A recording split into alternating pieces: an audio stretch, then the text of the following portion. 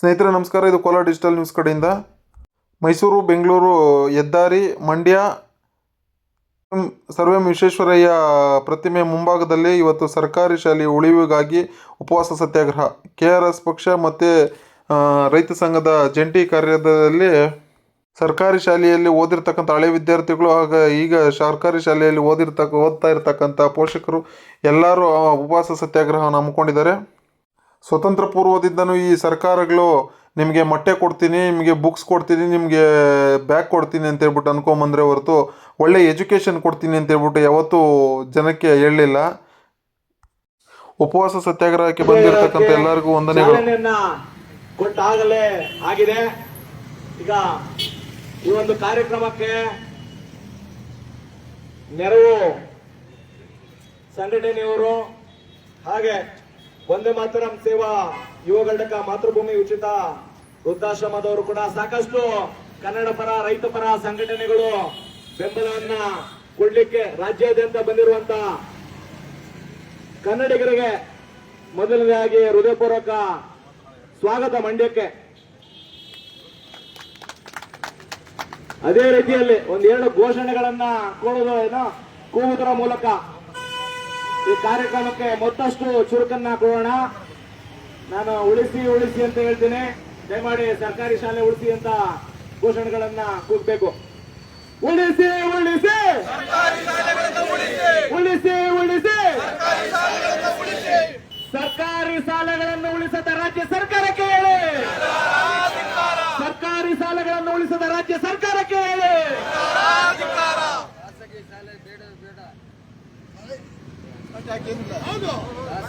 ಖಾಸಗಿ ಶಾಲೆ, ಖಾಸಗಿ ಶಾಲೆ ಉಳಿಸಿ ಉಳಿಸಿ,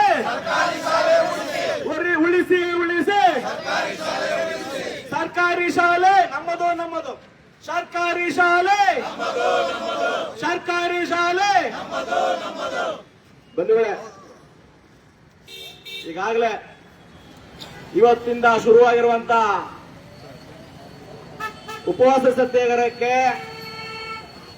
ಸಂತೋಷ್ ಅವರು ಹಾಗೂ ನಮ್ಮ ಇಂಡೋಳು ಚಂದ್ರಶೇಖರ್ ಅವರು ಕಳೆದ 10-15 ದಿನದಿಂದ ಸಾಕಷ್ಟು ಜನರಿಗೆ, ಕನ್ನಡಿಗರಿಗೆ, ಮೂಲವಾಗಿ ಕನ್ನಡಿಗರಿಗೆ ಈ ಒಂದು ಕಾರ್ಯಕ್ರಮಕ್ಕೆ ಬರಬೇಕು, ಈ ಕಾರ್ಯಕ್ರಮದಲ್ಲಿ ಪಾಲ್ಗೊಳ್ಳುವಂತದ್ದು ಪ್ರತಿಯೊಬ್ಬರ ಕರ್ತವ್ಯ ಕೂಡ ಅಂತ ಆಗಿರುವ ಒಂದು ಕೊಟ್ಟಿರುವಂತ, ಸಾರ್ವಜನಿಕವಾಗಿ ಕೊಟ್ಟಿರುವಂತ ಹೇಳಿಕೆಯ ಮೂಲಕನೇ ಕೂಡ ನಾವು ಕೂಡ KRS ಪಕ್ಷದ ಪ್ರಣಾಳಿಕೆಯಲ್ಲಿ ಈ ಒಂದು ಸತ್ಯಾಗ್ರಹ ಯಾವ ಅಂಶಗಳನ್ನ ಆಗ್ರಹಿಸಿ ನಡೀತಾ ಇದೆಯೋ ಅದೇ ಅಂಶಗಳನ್ನ ಕೂಡ KRS ಪಕ್ಷವನ್ನು ಕೂಡ ಇಟ್ಕೊಂಡಿದೆ. ಹಾಗಾಗಿ ಈ ಒಂದು ಸತ್ಯಾಗ್ರಹಕ್ಕೆ KRS ಪಕ್ಷವು ಕೂಡ ಒಂದು ಬೆಂಬಲವನ್ನ ಕೊಡುವಂತದ್ದು ನಮ್ಮ ಆದ್ಯ ಕರ್ತವ್ಯ.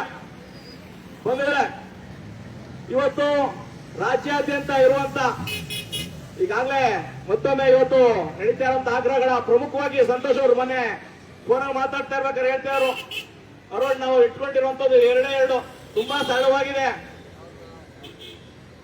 ಸರ್ಕಾರಿ ಈಗೇನು ಶಾಲೆಗಳಿದೆ 41,905 ಅಂತ ನಮ್ಮ ಮಾಹಿತಿಯನ್ನ ಕೊಟ್ಟಿದ್ದಾರೆ. ಆಲ್ಮೋಸ್ಟ್ ಅದೇ ತರಕ್ಕೆ ಇರುತ್ತೆ.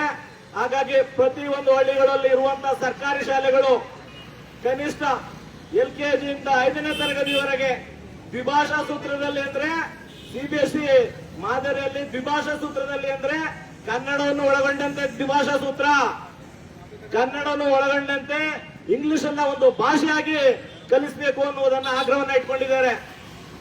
ಅದೇ ಮುಂದುವರೆದು 6ನೇ ತರಗತಿಯಿಂದ 12ನೇ ತರಗತಿವರೆಗೆ ವಸತಿ ಸಹಿತ ನವೋದಯ ವಿದ್ಯಾಕೇಂದ್ರಗಳೇನಿದೆ ಅದೇ ರೀತಿ ಅದೇ ಮಾದರಿಯಲ್ಲಿ ವಸತಿ ಸಹಿತ ಒಂದು ವಿದ್ಯಾಸಂಸ್ಥೆಗಳು ಬರಬೇಕು, ಇದನ್ನ ಸರ್ಕಾರವೇ ನಿಭಾಯಿಸಬೇಕು ಅನ್ನೋ ಒಂದು ಆಗ್ರಹಗಳನ್ನ ಇಟ್ಕೊಂಡಿದ್ದಾರೆ. ಮತ್ತೆ ಇವತ್ತು ರಾಜ್ಯ ಸರ್ಕಾರದ ಉನ್ನತ ಸಚಿವರು ಹೇಳ್ತಾರೆ, ಸರ್ಕಾರ ಹೇಳುತ್ತೆ ನಾವು ರಾಷ್ಟ್ರೀಯ ನೀತಿಯನ್ನ ನಾವು ಅನುಸರಿಸ್ತಾ ಇಲ್ಲ, ನಮ್ಮದೇ ರಾಜ್ಯ ಸರ್ಕಾರದ ಶಿಕ್ಷಣ ತಜ್ಞರನ್ನು ಒಳಗೊಂಡಂತೆ ಒಂದು ನೀತಿಯನ್ನ ಮಾಡ್ಕೊಂಡಿದೀವಿ ಅಂತ ಹೇಳ್ಕೊಂಡು ಇವತ್ತು ಶುರು ಮಾಡಿದ್ದಾರೆ. ಗೊತ್ತಿದೆ, KPSC ಕರ್ನಾಟಕ ಪಬ್ಲಿಕ್ ಸ್ಕೂಲ್ ಮತ್ತು KPSC ಮ್ಯಾಗ್ನೆಟ್ ಅನ್ನೋ ಒಂದು ಹೆಸರುಗಳ ಅಡಿಯಲ್ಲಿ ಅದೇ ರಾಷ್ಟ್ರೀಯ ಶಿಕ್ಷಣ ನೀತಿಗಳನ್ನ ಹಿಂಬಾಗ್ಲಿಂದ ತರ್ತಿದ್ದಾರೆ. ಇದನ್ನ ಪ್ರತಿಯೊಬ್ಬ ಕನ್ನಡಿಗರು ನಾವು ಖಂಡಿಸಬೇಕು.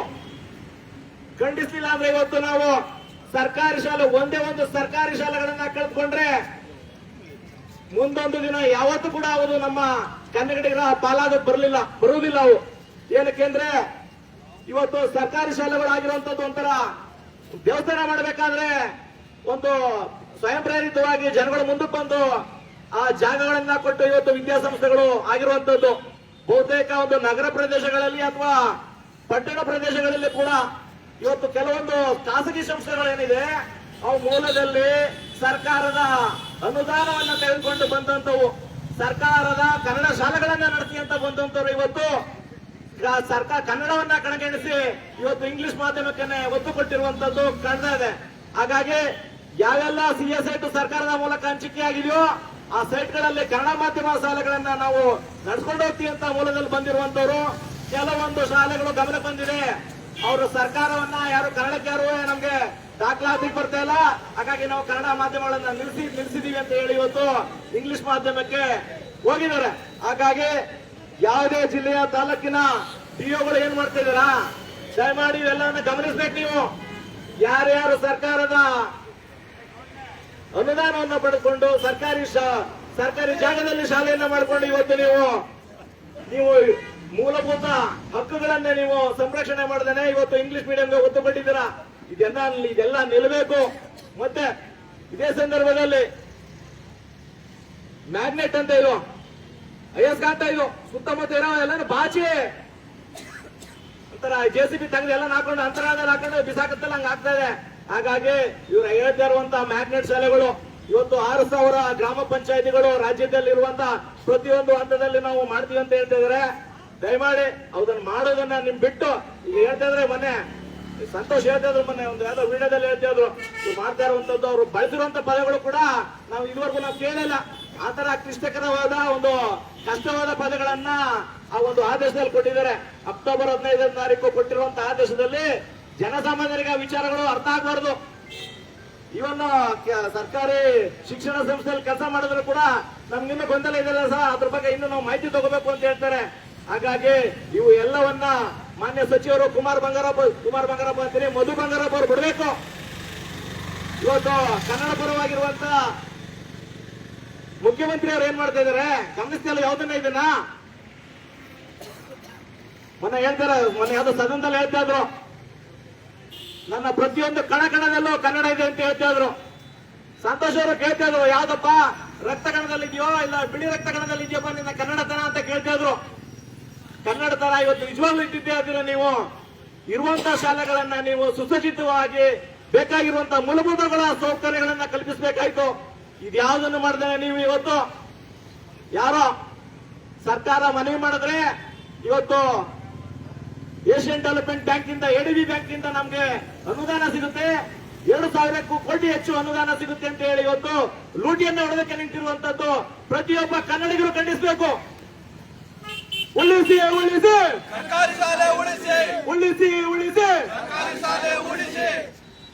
ಈ ಮ್ಯಾಗ್ನೆಟ್ ಅನ್ನುವುದನ್ನ ಬಿಟ್ಟು